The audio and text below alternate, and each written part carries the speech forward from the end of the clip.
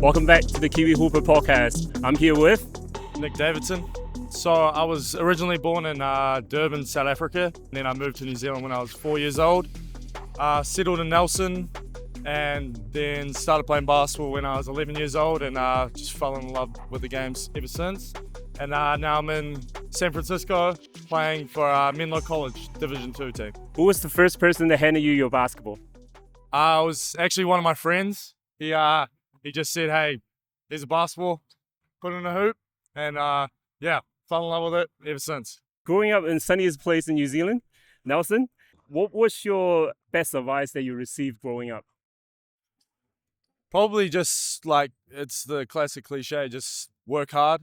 Kevin Durant says it's hard work beats talent when talent fellas work hard. So a guy like me from a small town, I guess it's sunny, it's great, it's a great place to live, but it's hard to make it out. So hard work's the best advice I think I've ever been given.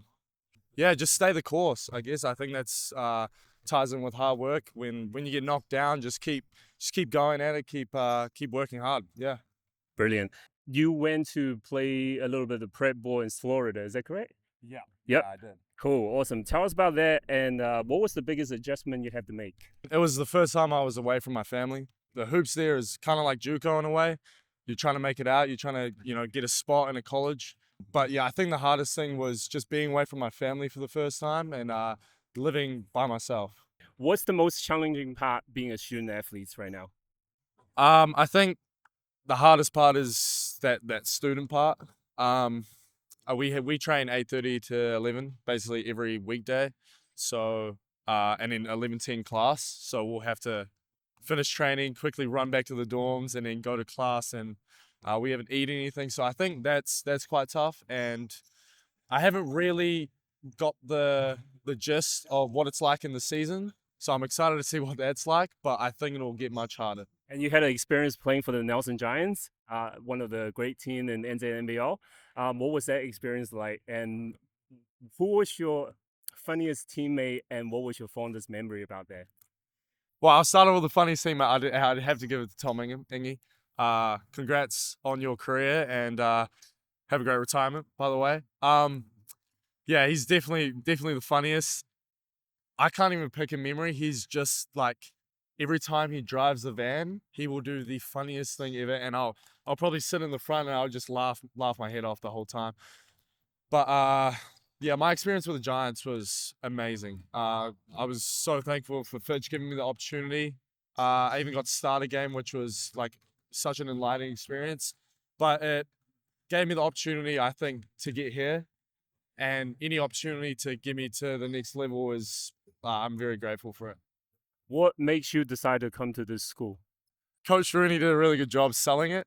And he was a really nice guy. I really liked how he presented himself to me and my family. He had like a slideshow and all this stuff too. But also just like the student part as well, the majors that they offered, and also the area. It's a really nice area. It's in Atherton, one of the nicest zip codes in the country, USA. So yeah, those were all the things that really attracted me. What was that one particular point that really stand out that sold you to come to the school? It was probably Coach having a future milestones thing.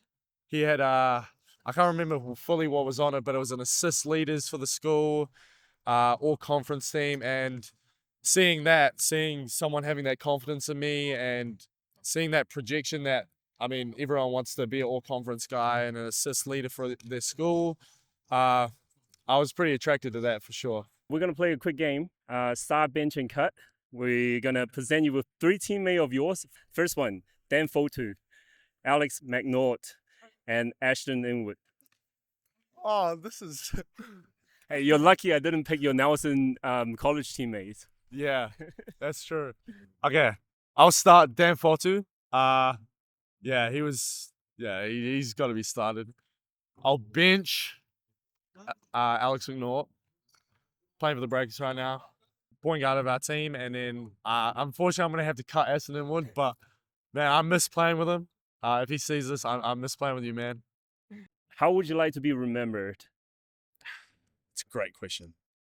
I guess I'd want to be remembered as a guy who gave everything all the time.